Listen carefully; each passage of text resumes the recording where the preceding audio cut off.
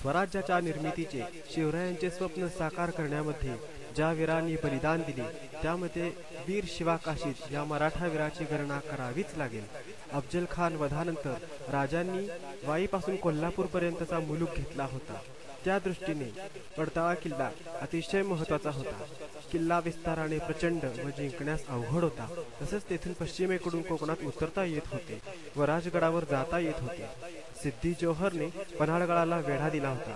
वेढा अतिशय मजबूत होता। राजांची फार मोठी फौज नेताजीकडे गडाबाहेर होती। सिद्दी जोहरने वेढा व्यवस्थित लावून घेतला होता। पूर्वेला तो स्वतः रुस्तुमे जमान, फाजल खान व बडे खान यासह होता। पश्चिमेला साधान खान, मसूद खान, भाई खान व फीड नाईक होते। वेढा असा दिला होता की मुंगीलाही आत बाहेर जायला जागा नव्हती।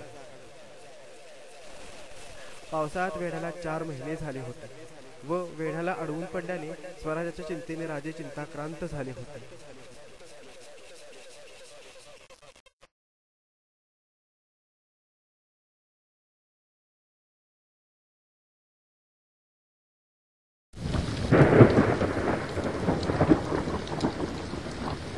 थोडाफार मावळलेला होता। त्याचे खाणे पिणे मौज मजेत चालले होते। न्यालाही उत्साह मावळला होता। चेष्टा मस्करी हे सर्व गडाच्या पायथ्याशी चालले होते।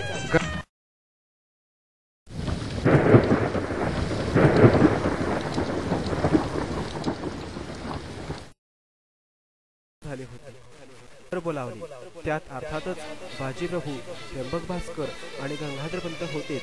आपल्या मनातली धाडसाची मसलत महाराजांनी आपल्या सरदारास सांगितली।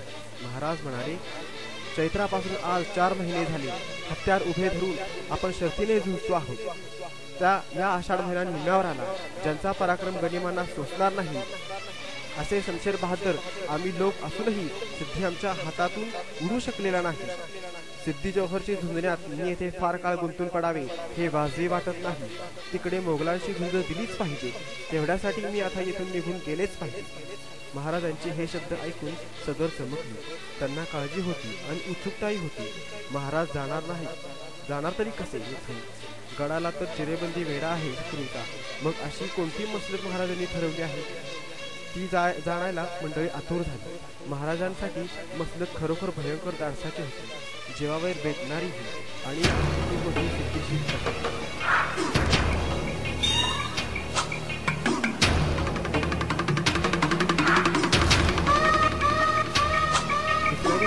महाराजांनी गंगाधरपंत या आपल्या वडीकडे तहाच्या बोलण्यासाठी पत्र घेऊन पाठवले।